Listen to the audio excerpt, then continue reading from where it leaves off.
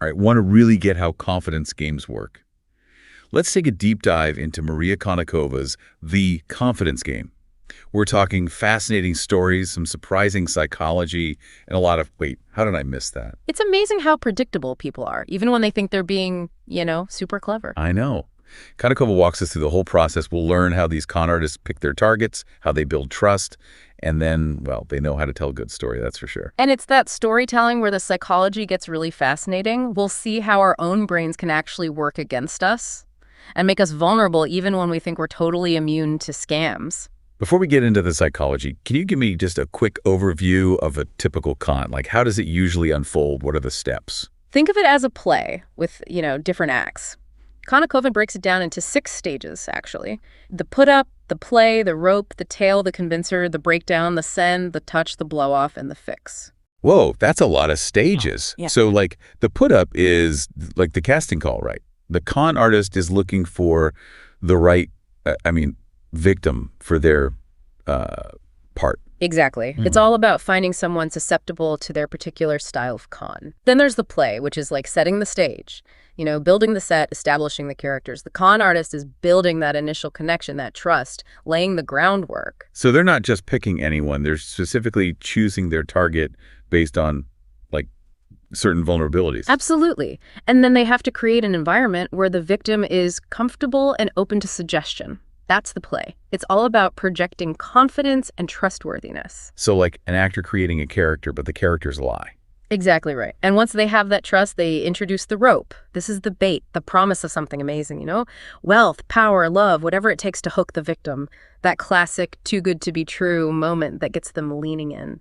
So the rope is that thing that makes the victim think, I've got to have this. Exactly. And then the tale comes in. This is the con artist's big performance. They weave this story, explaining the opportunity, making it seem possible, inevitable even. They're blending fact and fiction, appealing to your logic and your emotions. So it's not just logic, it's about making the victim feel like they're part of something special. Precisely. And then, to seal the deal, there's the convincer. This is the proof. It could be a forged document, a fake expert opinion, even seeing other people profiting from it. It's the moment the victim goes from skeptical to believing. So the convincer is like the final push. Exactly, yeah. And these stages, they don't always happen in order, They could overlap, blend together. The con artist might jump back and forth depending on how the victim reacts. Like a dance, the con artist is always leading. Yeah, like a carefully choreographed performance. They're always gauging the audience, adjusting as they go. Okay, so the stage is set, characters are in place, the plot's unfolding, the victim is invested.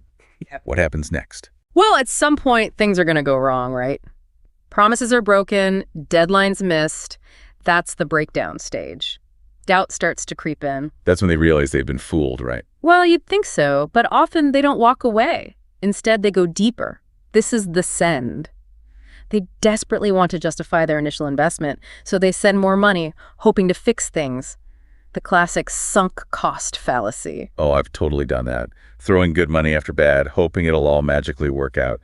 But here, it's just playing right into the con artist's hands. Exactly. They're exploiting that fear of loss, the desire to not admit you've been duped. It's like your own emotions are working against you. Absolutely.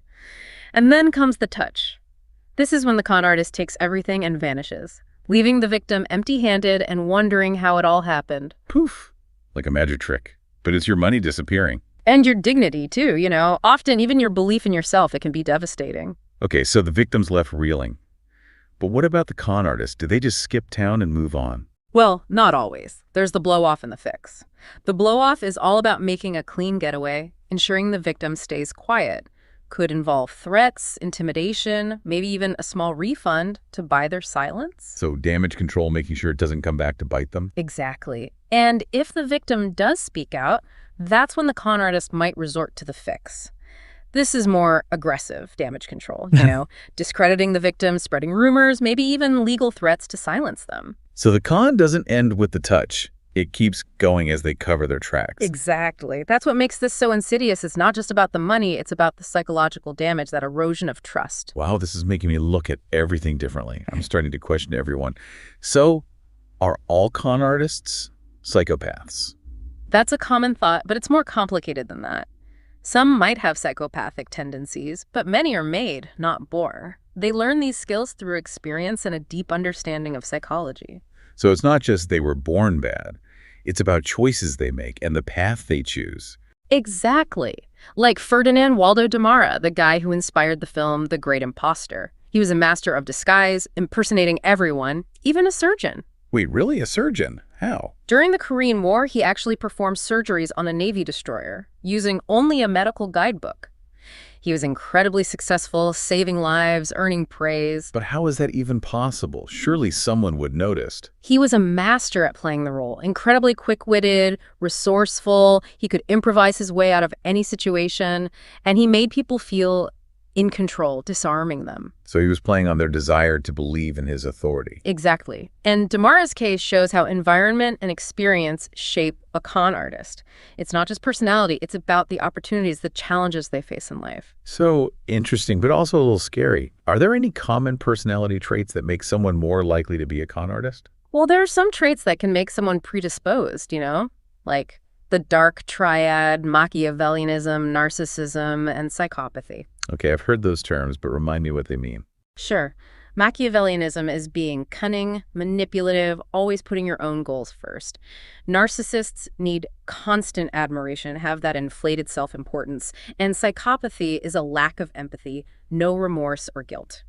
So if you have all three, you're destined to be a con artist. No, not necessarily. These traits exist on a spectrum. A lot of people have them and function just fine in society. They might even use these skills for good. Think of, say, a charismatic CEO, a really good lawyer, even a salesperson. That's a good point. It's not just the traits, it's how you use them. Exactly. The key difference is intent, how these traits are channeled. A con artist uses them to exploit, but someone else might use them to achieve success ethically. So it's not black and white, there's nuance to it.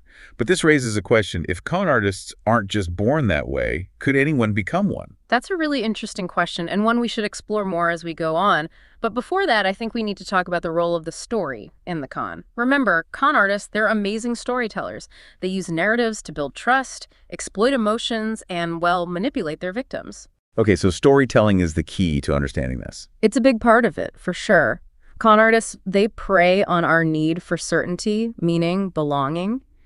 They create these stories that resonate with our deepest desires and fears, making us more willing to just accept what they're saying, even if it's not true. So it's not just about facts, it's about tapping into our emotions and creating a world we want to believe in. Precisely. Let's look at Bhutnath, a fake mystic in Delhi in the early 2000s. The fake mystic. In the 21st century. How did you get away with that? He was a master of social cues, used planted informants to gather information about his clients, made them think he had supernatural insight, like a really advanced cold reading almost. He was doing his homework, figuring out what made them tick. Yeah, hopes, fears, everything. Then used this to create predictions, pronouncements. Because he was so good at it, people overlooked any inconsistencies they wanted to believe. It makes you realize how easily we're manipulated, especially when someone seems to understand our deepest fears. And that's the point. We're all potential victims, no matter how smart or educated we are. Con artists exploit universal human vulnerabilities. No one is immune. You mean even the biggest cynic can be conned? It's not about being smart or gullible. They find the right pressure point, the emotional trigger to make you drop your guard.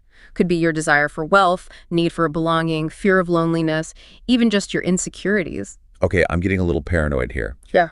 Are there certain things that make us more vulnerable? Feeling out of your element, going through a big life change, having a strong reason to believe something, like desperately needing money, these can all make you more susceptible. So stressed, desperate, out of your comfort zone? That's when they strike. Exactly. They can sense those vulnerabilities and use them to their advantage. This is fascinating, but also scary. So if anyone can be conned, how do we protect ourselves? That's a great question, and one we'll definitely explore more as we go. But first, we need to understand how they use our need for belonging. Belonging. Yeah. That's something everyone wants, right? Being part of a group, feeling connected. Exactly. And con artists use this through affinity schemes. Affinity schemes. What are those? Think targeting a specific community, a group where trust is already high. They pretend to be part of that group or have connections to it. They leverage existing relationships for trust. Like using social proof to make it seem more legit. Exactly. Bernie Madoff, the Ponzi scheme guy, is a perfect example. He used his position in the Jewish community to get investors. He was seen as a successful businessman, a pillar of the community. So people thought his investments were both profitable and a way to support their shared values. So he was preying on their sense of identity, their shared beliefs. Exactly. And because of that trust, people didn't question him. It's like weaponizing trust, turning their community against them. In a way, yes. It shows the danger of blindly trusting authority or social proof, even when you feel connected. So even when you're part of a group, you still need to be careful. Absolutely. Trust is good, but it shouldn't be blind. We need to be aware of how our need to belong can be exploited, especially when we're vulnerable. Okay, so we've covered their toolkit, personality traits, storytelling, the belonging thing. What else makes us vulnerable? Our cognitive biases. Cognitive biases, what are those? They're mental shortcuts our brains use to process information quickly. Helpful in many situations, but they can lead to bad judgments, especially when things are complex or emotional. Like blind spots in our thinking. Exactly. And con artists know how to use those blind spots, like the confirmation bias, our tendency to favor information that confirms what we already believe, even ignoring evidence that says otherwise. So we see what we want to see. Exactly. A con artist might use this by presenting evidence that seems to support them, but they're leaving out anything that contradicts them. Like building a house of cards, only using the cards that fit their story. Perfect analogy. And then there's the illusion of truth. This is where we tend to believe something just because we've heard it a lot or it feels familiar. So hear a lie often enough, it starts to sound true. Sadly, yes. Our brains like patterns, associations. The more you hear something, the more familiar it gets, and we're more likely to believe it. So repetition is key. Absolutely. They repeat their claims, use catchy slogans, and create a feeling that their scheme is just bound to happen. It's almost like brainwashing. Then there's the sunk cost fallacy, remember? That's our tendency to keep investing in something just because we've already invested a lot, even if it's clearly not working. So we throw good money after bad, hoping to get back what we lost. Exactly. Con artists exploit this by creating a sense of urgency, like you have to act now or you'll miss out. Or they might guilt you, blaming you for hesitating or saying you're letting others down. So they use our emotions against us. Exactly. And those are just a few of the cognitive biases they exploit. There's also the halo effect, where we judge someone based on our first impression. If they seem charming, trustworthy, we're more likely to believe them. So if someone seems nice, we believe their lies. It happens all the time. And con artists are great at creating that good first impression. So they're playing a role, like actors. Exactly. They're crafting a persona to disarm you. This is unsettling. It's like we're walking around with all these vulnerabilities, and they're just waiting to pounce. It's true, but remember, these vulnerabilities are part of what make us human. They're part of our capacity for empathy, connection, trust. The key is to be aware of them and understand how they can be used against us.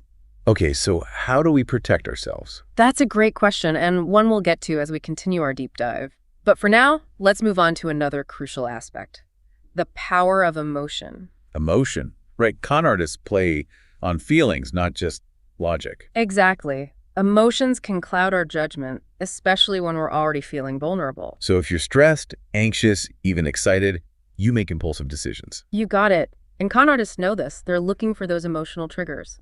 Hope, fear, greed, even just belonging. They'll use whatever they can to make you act without thinking. So it's like creating an emotional atmosphere that's perfect for manipulation. Exactly. There's a fascinating study about this, actually. It involved drivers who got fake parking tickets. Researchers found that those drivers were more likely to give money to a stranger afterward. Fake parking tickets. Okay, how does that relate to this? They wanted to see how emotions affect us. They had 3 groups of drivers. Some got a fake ticket, inducing anxiety. Others got an ad that looked like a ticket but wasn't, inducing anxiety followed by relief. Then a control group with a neutral ad. So they mess with their emotions to see how they'd react. And those who got the anxiety followed by relief were most likely to give money, regardless of the reason. So the emotional roller coaster made them more susceptible. Exactly. The idea is that this emotional sequence creates a state of mindlessness. You're so focused on processing your feelings, you don't critically evaluate the situation. So you're on autopilot, not thinking things through. Exactly. And con artists, they're masters at creating those emotional ups and downs. They create a sense of urgency or fear, then offer a simple solution, their con, of course, making it seem like the only way out. Like playing good cop, bad cop, but with emotions. Exactly. And this brings us to the convincer stage. Right, the convincer. That's where they have to prove their scheme is legit. They need to back up their claims with something real. Exactly. And it's all about making you believe you'll benefit, tapping into our belief that we're exceptional, you know? Okay, I'm hooked. Give me an example. Let's talk about William Miller and his Franklin Syndicate. Who was he? What was the syndicate? Miller was a young guy in 19th century New York, convinced thousands to invest, promising 10% returns per week. 10% a week? Come on, nobody believed that. It was impossible, obviously, but he was a master manipulator, presented himself as a financial genius with insider info, even had a fancy office on Wall Street. So he was projecting success, making it look like he was part of the big leagues. Exactly. And to build his reputation, he paid those early investors, used money from new ones to cover it, you know, the classic pyramid scheme. Using Peter to pay Paul? Yeah, exactly. And that was his convincer. People saw others getting rich, so they wanted in. They were convinced they'd hit it big. Amazing how the promise of easy money can get to people. And Miller's case shows how we tend to believe we're special, smarter, luckier, more deserving. That makes us vulnerable to scams that promise special treatment, exclusive access. So it's greed, wishful thinking, and a belief that we're somehow different. Exactly. That's what makes the convincer so effective. It plays on those deep desires, those hopes, the belief that we're destined for great things. Like a self-fulfilling prophecy. And this leads us to the breakdown and the send. The breakdown, right? That's where things start to go wrong, right? The facade starts to crumble. Yeah, promises are broken, deadlines missed, doubt and suspicion start to creep in. So people walk away, finally. You'd think. But often, no. Instead comes the send. They double down, send more money. Why? It seems crazy. Shouldn't they cut their losses? Logically, yes, but emotionally. Remember the sunk cost fallacy. They've invested so much time, money, emotion. It's hard to admit they were wrong. They get trapped in this cycle of denial trying to justify it all. So it's not just the money, it's their ego, too. Absolutely. And con artists, they use that. They make excuses, blame external factors, even make new promises to keep the victim hooked. So they keep that hope alive, even when it's a sham. Exactly. Anne Friedman in the Noodler Gallery is a great example. Who was she? What happened? Anne was the president of this prestigious gallery in New York City. For years, she sold millions of dollars worth of paintings, supposedly by masters like Pollock and Rothko. Wow, big names. So what went wrong? The paintings were all fakes, supplied by this woman who claimed to have inherited them from some mysterious collector. So Friedman was selling forgeries. How? The woman was incredibly skilled, forged documents, made up backstories, even got fake expert opinions. So she built this whole elaborate lie. Exactly. And at first, Friedman had no reason to suspect anything. The paintings were convincing, everyone was fooled, even art experts. So she got caught in a very sophisticated con. She did. And over time, she got more and more invested. She built her whole reputation on these paintings. So her success was tied to these fakes. Exactly. That's the sunk cost fallacy in action. Even when doubts came up about the origins, the style, she ignored them.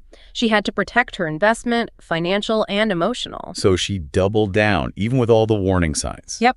She clung to the belief that they were real. Wow, that shows how our desires and fears can blind us to the truth. Absolutely.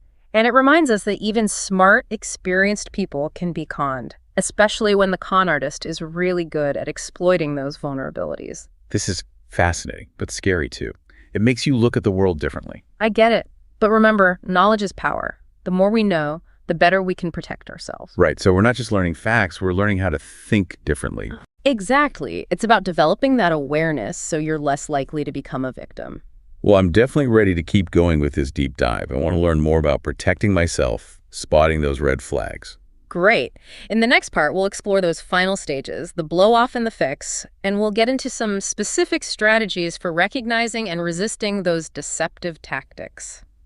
Welcome back to our deep dive into the psychology of the con. We left off talking about those moments when, the doubts start to creep in, but then the victim actually gets even more deeply involved. It's like watching a train wreck, you know? You see the danger, but you just can't look away. Exactly, and that brings us to those final stages, the blow-off and the fix. This part, I'm kind of dreading it, to be honest. I understand it's not exactly pleasant seeing how this all plays out, but remember, understanding these tactics, it's really crucial for protecting ourselves. True.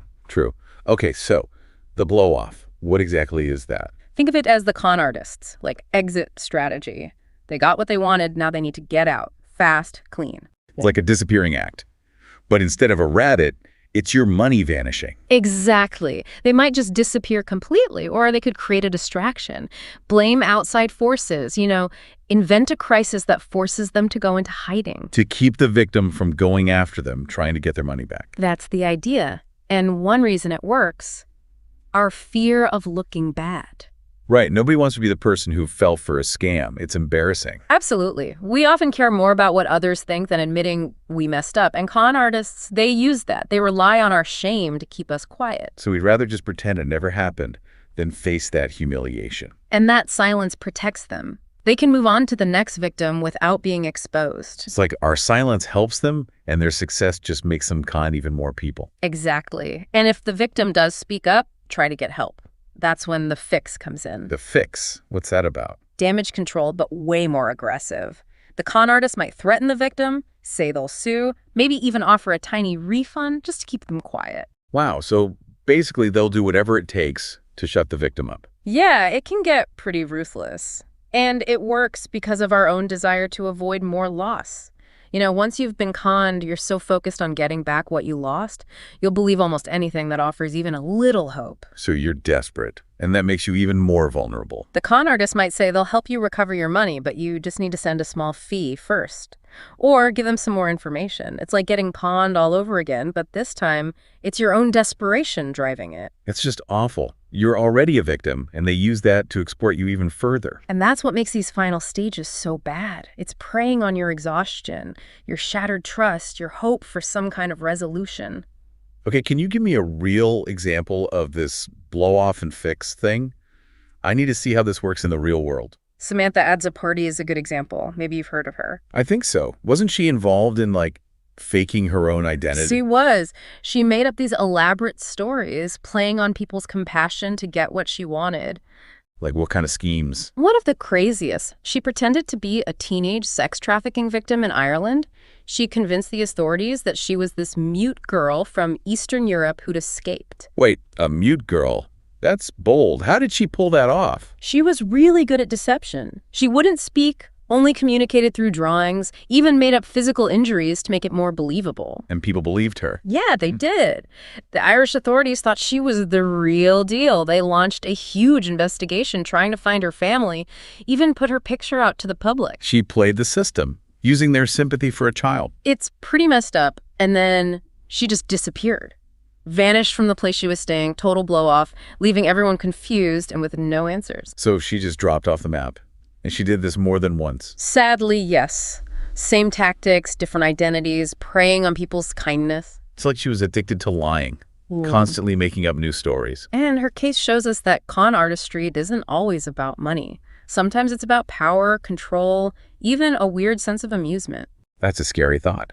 Makes you realize they can be motivated by all sorts of things. Exactly. And this brings up something important. These principles, they don't just apply to, stealing money. So these tactics can be used in other ways. Think about cults. Cults? Wow, that's a different level. It is, but they often use similar tactics to con artists. They prey on that need for belonging, purpose, offering a sense of community, but with a dark twist. So it seems positive, but it's actually a trap. Exactly. They isolate members from the outside world, control information, use manipulation to keep them loyal and obedient.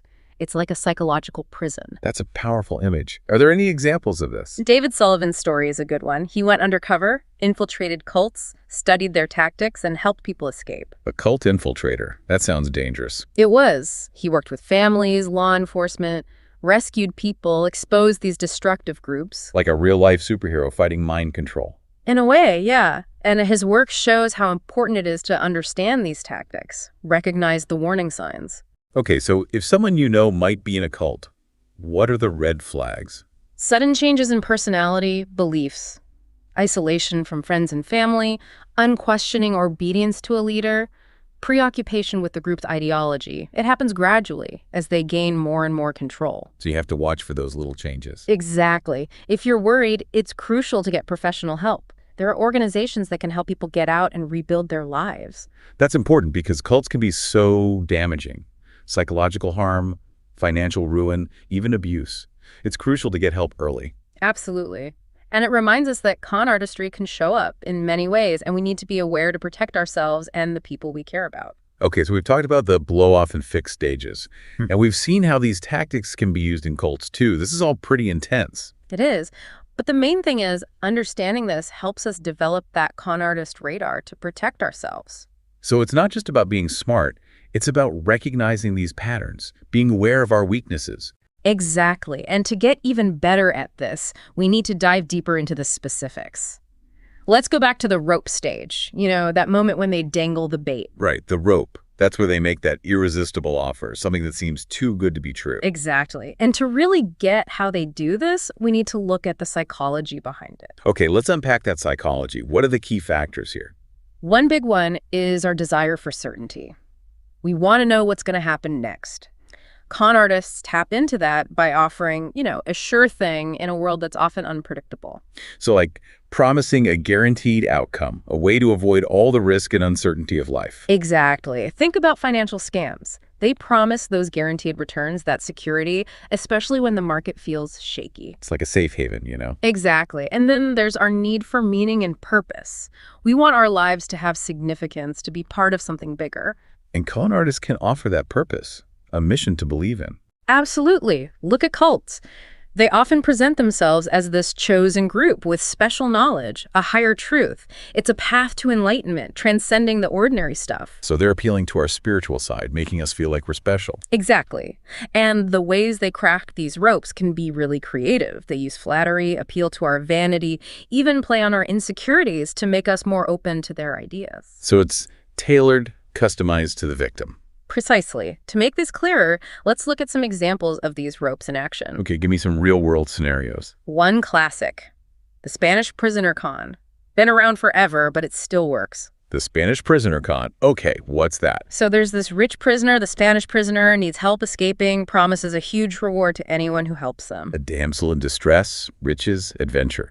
Sounds like a movie. And that's part of why it works. It's exciting, you feel for the underdog, and, well, there's that greed for money. It's hitting you on multiple levels. Exactly. And to make it more believable, they might have fake documents, made-up identities, even accomplices to play different roles, like lawyers or even the prisoner themselves. Wow. So it's this whole fake world. Right. And the victim, they're so excited about the reward, they don't see the lie. Okay, so that's one. Any others? Oh, tons. There's Gregor McGregor, this Scottish guy. He pulled off one of the biggest cons in history. McGregor. I feel like I've heard that name. What did he do? He claimed to be the cacique of Poyai, the ruler of this country in Central America, except he made the whole country up. A whole country? Seriously? Yep. He created maps, wrote this detailed history and culture, even printed money and bonds for this place. He didn't just make up a story. He made a whole world. He was a master world builder, and his rope was amazing. He described this land of opportunity, fertile soil, tons of resources, friendly people, all there for the taking. Like the ultimate get-rich-quick scheme. And people bought it, literally. Bought land, bonds, even passage on ships to this place that didn't exist. I can't believe people fell for that. But that's the power of a well-crafted rope, McGregor knew how to play on our desires for wealth, adventure, a better life. It shows that even the craziest scams can work if they tap into the right emotions. Exactly. And this leads to another big part of the rope stage, persuasion. Those subtle ways they get us to say yes. Okay, so now we're talking about the art of persuasion. Yeah. Con artists know these techniques inside and out. They understand how to influence you, make you feel like you're making the choice, but really, they're guiding you the whole way. So break it down for me. What are their go-to tactics? One is the foot in the door. They start with a tiny favor, a small request, something harmless. So start small, then ramp it up. Exactly. Once you agree to that little thing, you're more likely to say yes to bigger requests later. You're already invested, so it's harder to say no as things get bigger. Like a slippery slope. That's it. And this builds trust, a sense of obligation. You feel like you owe them something, even if it was just a little thing. Okay, give me a real-world example. Think of those charities that ask you to sign a petition. Then later, they ask for a donation. You've already shown support, so it feels natural to give money. That's subtle, but I see how it works. Or a salesperson who gives you a free sample. You try it, like it, and now you're more likely to buy the whole thing. So these small things are actually part of a bigger plan. Exactly. Then there's the opposite, the door-in-the-face technique. So instead of starting small, they start big. Yep. They ask for something outrageous, something they know you'll reject. Then they come back with a smaller, more reasonable request. Makes the second one look way better. So you're comparing the two, and the second one seems like a good deal. Exactly. It works because we want to avoid conflict, seem agreeable. We already said no once, so it's harder to say no again. So we say yes to something we might have normally rejected. Exactly. It's all about those social expectations, wanting to seem cooperative. It's crazy how these little things can influence us. It is, and they use this all the time in sales, negotiations, and of course, cons. Then there's scarcity, making it seem like the offer's only good for a limited time. Or social proof, showing how many other people have already bought in. Wow, they've got a whole arsenal of tricks. They do, but the more you know about them, the better you can resist them. So it's about recognizing the patterns, questioning what you see, and saying no when things feel wrong. Exactly. And that leads us back to storytelling. It's a huge part of con artistry. Storytelling, right. Yeah. We talked about this before. It's all about creating that world the victim wants to believe in. They're masters at it, weaving these tales that capture your imagination, get you emotionally invested. So it's not just presenting facts. It's about creating a story that really resonates. Exactly. They use stories to build rapport, make themselves seem credible, even justify what they're doing. They might tell you about their struggles, their successes, even their charity work, all to make you feel like they're a good person who's on your side. So they're creating a character, someone you can trust. It's like acting, but with a criminal purpose. And these stories serve a few purposes. They explain the opportunity, but also create that emotional connection. Okay, I need some real-life examples. Imagine a con artist who says they have this insider tip about a great investment. They might tell a story about how they stumbled upon this info. A lucky meeting, a gamble that paid off. So they explain how they got this knowledge, which makes it seem more believable. Right. And they'll add details to make it exciting, maybe play on your fear of missing out. It's like a movie trailer trying to get you hooked, but it's a con. Exactly. And they're good at tailoring those stories to their target. They research your interests, your background, to create something that really resonates with you. So it's totally personalized, like a custom-made con. That's it. And this shows how observant they are. They pick up on details, your cues, and use it to create these really convincing stories. It's like they can read your mind. In a way, yeah. They pick up on those unspoken desires and use that knowledge to draw you in. This is starting to make me paranoid. We're all so vulnerable to a good story. We are. But remember, the more you understand, the better you can protect yourself. Knowing how they operate helps you see the patterns. So it's about being aware. Exactly. And to get even more empowered, we need to go deeper into the psychology. Let's look at the tail stage. That's where they explain the details, how it all works, and why it's such a great opportunity. Okay, the tail. This is where the rubber meets the road. They got to convince us it's real and we should invest. Right. And this is where things get really elaborate. They use stories, fake evidence, psychology. It's a performance designed to overwhelm you, make you believe their version of reality. So it's like a multi-layered attack on your brain. Exactly. To understand it, we have to look at the psychology behind it. Okay, break it down. What's going on in our heads during the tail? Well, we tend to use heuristics, mental shortcuts to make decisions, Especially when things are complex. We look for patterns, familiar things.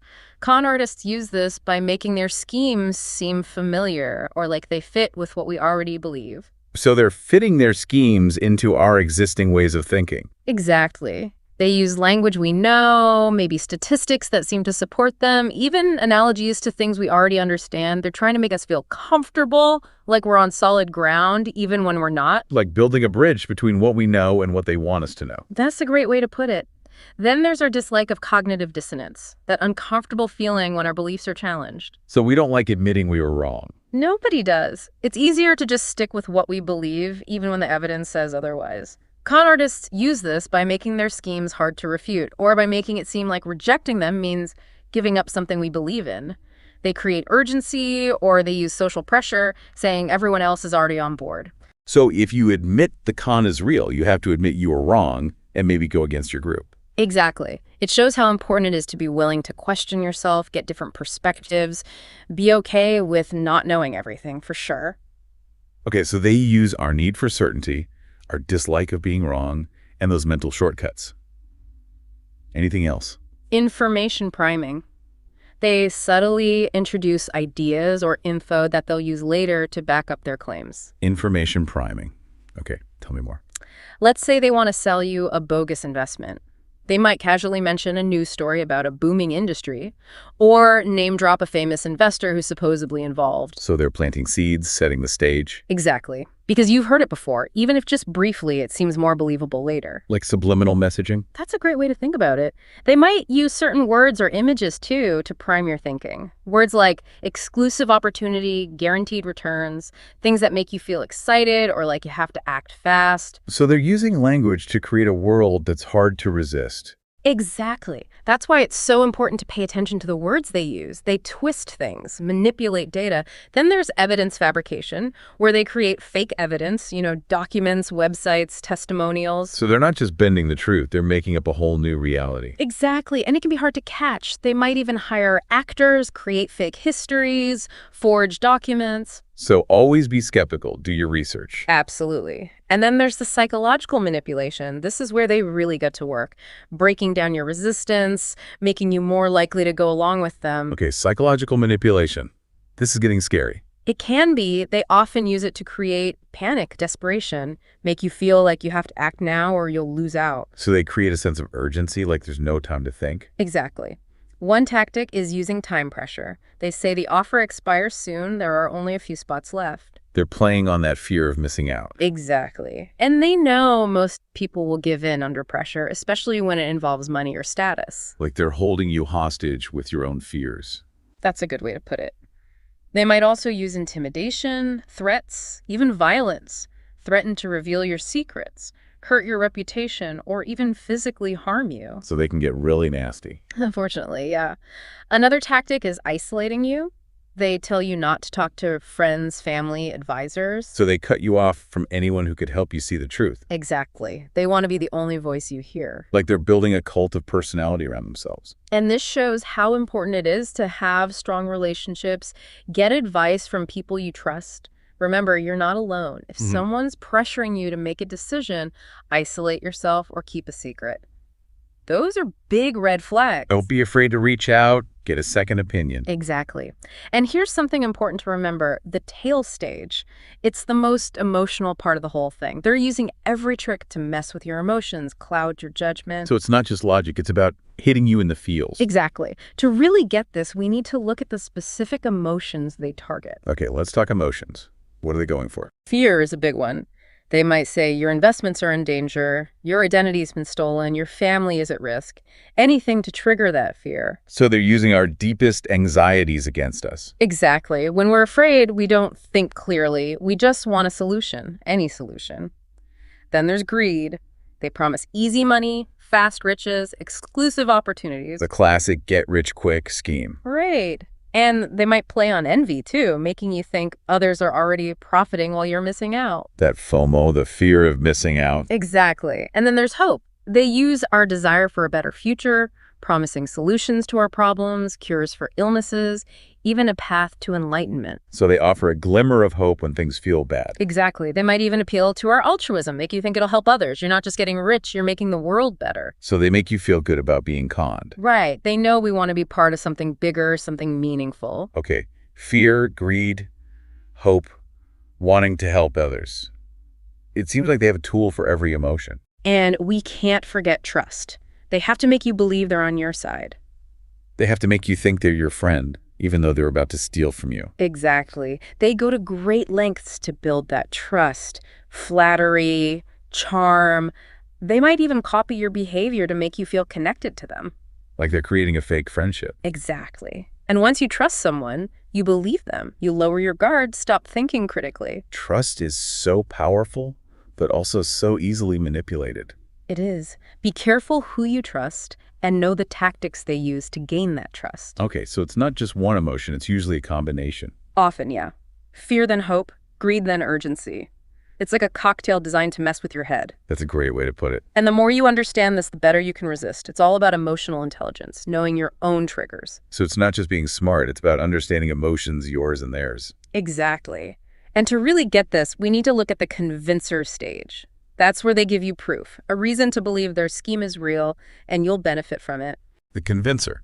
So they have to back up their claims. Exactly. And this is where the victim makes their decision whether to trust them, invest, take that leap of faith. So it's the make or break moment. Exactly. And they're masters at making those convincers sound good. They might use fake documents, made-up testimonials, staged events, even stuff that sounds like science. So they're going all out to make it seem legit. Yeah. And they use the fact that we want to believe, especially when it comes to our dreams and desires. We want to believe we can get rich, find love, be healthy. Con artists, they offer those solutions that seem too good to miss. It's like a shortcut to happiness. When we're so focused on getting there, we don't see the problems. One of the best convincers is social proof. They might show you testimonials from happy customers, point to news stories that seem to back them up, even introduce you to people who've supposedly benefited already. So it's that everybody's doing it thing. Exactly. We look to others for guidance, especially when we're not sure what to do. Like we're letting the crowd decide for us? Yeah, right. And con artists use that by making it seem urgent, exclusive. Like you have to act now or you'll miss out. They might even make you feel dumb for not seeing how great it is. So they make you feel like you're not smart enough to be in the club. Exactly. That kind of pressure makes even skeptical people doubt themselves. So be careful about social pressure. Trust your own gut and be okay with walking away, even if everyone else is buying in. Absolutely. And then there's authority. Con artists play on our tendency to trust people who seem like experts. So they use titles, uniforms, act confident. All of that. They might say they're doctors, lawyers, government people, even religious leaders. Yeah. All to gain your trust. They're borrowing authority from real institutions. Right. And they might use props, too, like badges, uniforms, official-looking papers. It's all about creating that image. And our brains respond to those visuals even when they're fake. So the lesson is don't be swayed by looks or titles. Exactly. Be skeptical, question those credentials. Remember that appearances can be deceiving. Always check things out. Do your own research before you trust anyone with your money or information. Okay, so don't be fooled by fancy talk or charisma. Look for proof. Exactly. And don't be shy about asking questions, challenging their claims, getting another opinion. Right. Don't be afraid to speak up. It's your life, your money. You have the right to be careful. This is really eye-opening, but also a little scary. There are so many ways we can be fooled. I get it. But remember, knowledge is power. The more we know, the better we can protect ourselves. Think of it like learning a new language. Once you know the rules, you can see the patterns, and it's harder to trick you. So we're developing a new skill, a way to understand human behavior. Exactly. We can all get better at it with practice. Well, this has been incredible. I've learned so much about psychology, persuasion, and how to stay safe. Glad to hear it. And remember, the more we understand, the less likely we are to become victims. Right, because as we've seen, anyone can be conned. Absolutely. So stay vigilant, question everything, and trust your gut. If it seems too good to be true, it probably is. Exactly. And here are 10 key things to remember. 1, confidence games are everywhere. From money scams to cults, these tactics can be used in all sorts of ways. 2, con artists are psychology experts. They know what makes us tick.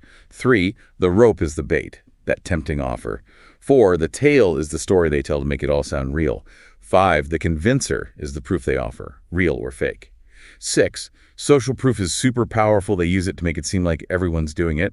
7, authority figures can be deceiving. Don't just trust someone because of their title. 8, emotions can cloud your judgment. Don't make decisions when you're feeling super emotional. 9, knowledge is power. The more you learn, the safer you are. And 10, trust your instincts. If something feels wrong, walk away. That's a good list. Everyone should keep that in mind. I agree. Thanks for joining us on this deep dive into the psychology of the con. Hopefully you'll never be a victim. It's like they're saying, if you were smart, you'd see this. Exactly. They prey on that insecurity. So trust yourself, do your homework, and don't be afraid to say no. Exactly. And this brings us to another piece of the tale stage, framing. It's about how they present the information, how they shape the narrative to get you thinking a certain way. Okay, framing. That sounds sneaky. It is. Think of a picture frame, right? It doesn't change the picture, but it changes how you see it. Con artists are experts at making their schemes look better, more urgent by how they present them. So like emphasizing certain parts, downplaying others. Exactly. They might use all positive words, talking about rewards, excitement, how great it is to be part of their special group. Or they might go negative, focusing on what you'll lose, the opportunities you'll miss, the risks of being left behind. So they hit you with the carrot or the stick, depending on what works. Exactly. They might even use framing to mess with your sense of fairness. They make themselves look like the victim, play on your sympathy, or say they're fighting for some noble cause, make you feel like you're doing good by supporting them. So it's not just about money. It's about appealing to your values, too. Exactly so. Be aware of how things are presented. Question those motives. Don't take their word for it. Think for yourself and look for other viewpoints. Okay, so don't be swayed by emotional appeals or those do the right thing arguments. Step back, look at the facts, and make sure you're not being played. Exactly. And this leads us to psychological pressure tactics. This is where they get really aggressive, trying to break down your resistance, force you to make a decision now. Okay, pressure tactics. This sounds bad. It can be. They want to create a sense of panic, make you feel like you have to act right now, or you'll lose everything. So it's all about urgency, like there's a bomb about to go off. That's it. One tactic is time pressure. This offer ends soon. Limited spots available. Someone else is about to get it. Preying on that FOMO. Exactly. They know that pressure makes people act without thinking, especially if it involves a lot of money or some status thing. It's like they're holding your mind hostage. That's a great way to put it. And they might use intimidation too. Threats. Maybe even violence. They might threaten to expose your secrets, hurt your reputation, or even physically hurt you. So they're not above playing dirty, if that's what it takes. Sadly, no. And another tactic is to isolate you. They'll tell you not to talk to friends, family, advisors, anyone who might help you see the truth. So they get you off from your support system. Right. They want to be the only source of information. Like they're building their own little cult around themselves. Exactly. So remember, keep those strong relationships. Get advice from people you trust. If someone's pressuring you, trying to isolate you, making you keep secrets, huge red flag. So reach out, get help. Don't be afraid to talk to someone you trust. Absolutely. And it's worth noting, the tail stage, this is where things get really emotional. The Right. con artist is going all out, hitting every button to make you feel something, to cloud your judgment. So it's not just about thinking, it's about feeling too. Yeah. And to really get this, we have to look at the specific emotions they target. Okay, let's get into those emotions. What are they trying to make us feel? Fear is a big one. They'll say your investments are in danger, your identity's been stolen, even that your family is in trouble. So they go for those gut level fears. Exactly. They know when we're afraid, we're not thinking straight, we just want to feel safe.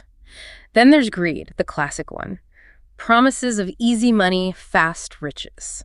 That get rich quick dream. They might also use envy, make you feel like everyone else is getting ahead and you're being left behind. FOMO. Exactly. Then there's hope. They'll offer solutions to your problems, maybe a cure for an illness, even like a path to enlightenment. It's all about giving you something to believe in, something to look forward to. So they offer hope when you're feeling down. Exactly. And then there's altruism. They might say their scheme will help others or that it's for a good cause, make you feel like you're doing good even though you're being conned. So you feel good and get rich. Exactly. They know we want our lives to mean something. Okay, so fear, greed, hope, wanting to help.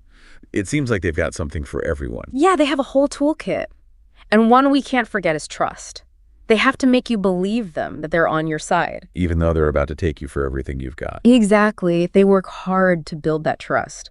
Flattery, charm. They might even subtly copy your behavior to create that connection. Like a chameleon, blending in. And once you trust them, you believe them. You stop questioning, you let your guard down. Trust is powerful, but also dangerous. It is. Be careful who you trust and be aware of how they try to earn that trust. Okay, so it's not just one emotion they target. It's usually a mix. Often, yeah. Fear and then hope, greed and then urgency. Like a cocktail designed to mess with your head. And knowing this helps us resist it. Exactly. It's all about emotional intelligence, being aware of those buttons they're pushing. So it's not just being smart, it's about understanding how emotions work, both yours and theirs. That's it. To keep going with this, we need to look at the convincer stage. The moment they give you proof that their scheme is real and that you'll get something out of it. Okay, the convincer. This is where they have to show us the goods. Exactly. This is where the victim really decides, are they going to trust this person, invest their money, take that risk? It's like the final test. Yeah, the moment of truth. And con artists know how to make those convincers sound good. They might have fake documents, fake testimonials, staged events, things that sound really scientific or official. So they're pulling out all the stops. Yeah, and they use the fact that we tend to believe what we want to believe. We want to get rich, find love, cure our illnesses. Con artists know this, and they offer solutions that seem like the answer to our prayers. So we're blinded by our own desires. That's part of it. One of the most effective convincers is social proof, They might show you testimonials from happy customers, point to news articles, or even introduce you to people who've supposedly made a ton of money from their scheme. So back to the everyone's doing it tactic. Exactly. We're social animals. We look to others for guidance, especially when we're feeling unsure. Like we're letting the group think for us. And con artists use this by creating a sense of urgency. They say, you gotta act now, or you'll miss out. Or they imply you're not smart enough to understand this great opportunity if you don't see it right away. So you're either in or you're out. That's it. And that pressure can make even the most skeptical person doubt themselves. So even when everyone's on board, take a step back, think for yourself. Exactly. And then there's the authority thing. They'll use titles, credentials, even just a really confident way of talking to make themselves seem more trustworthy. So they might say they're a doctor, a lawyer, some important official. Exactly. They're borrowing authority from real institutions, and that can be hard to resist. And they might use props too, right? Like a uniform, a badge, some fancy-looking documents. Yeah, it's all about creating that image, that impression of power. And our brains are wired to respond to that, even if it's all fake. That's why it's so important to be skeptical, question everything, check their credentials, and do your research. Don't just trust someone because they look like an expert. So don't be fooled by fancy titles, impressive jargon. Look for real evidence. Exactly. And don't be afraid to ask questions, challenge them, get a second opinion. Right. It's your money, your life. Be careful. Exactly. This has been a wild ride, but really helpful. It's eye-opening to see how many ways we can be manipulated. I know it can be a bit overwhelming, but remember, knowledge is power. The more you understand these tactics, the less likely you are to fall for them. It's like learning a secret code so you can spot the lies. Exactly. It's about developing a new kind of awareness, a con artist radar. And everyone can learn to do this. Absolutely. Well, this has been an amazing deep dive. I feel like I've learned so much, not just about con artists, but about myself too, and how my own mind works. That's the best part, right? Understanding ourselves better helps us make better choices. Exactly. So, to everyone listening, remember, stay skeptical, question everything, trust your gut. If something feels too good to be true, it probably is. Couldn't have said it better myself. Oh. And to wrap things up, here are 10 key takeaways. First, con games are everywhere, from those obvious scams to more subtle forms of manipulation. Second, con artists are masters of psychology. They understand how our minds work. Third, the rope is that initial temptation, the thing that gets you hooked. Fourth, the tale is the story, that elaborate explanation that makes it all sound so convincing. Fifth, the convincer is the proof they offer, even if it's totally fake. Sixth, remember social proof, that feeling that everyone's doing it is a powerful tool. Seventh, authority figures can be deceiving. Don't just blindly trust someone because of their title or position. Eighth, emotions can cloud your judgment, so watch out for those emotional triggers and don't make big decisions when you're feeling super emotional. Ninth, knowledge is power, so keep learning about these tactics and how to protect yourself. And 10th, trust your instincts. If something feels off, walk away. That's a great list. I think everyone should print that out and put it on their fridge. I agree. Thanks for joining us on this deep dive into the world of con artists. Hopefully you'll never be a victim of one. Yeah.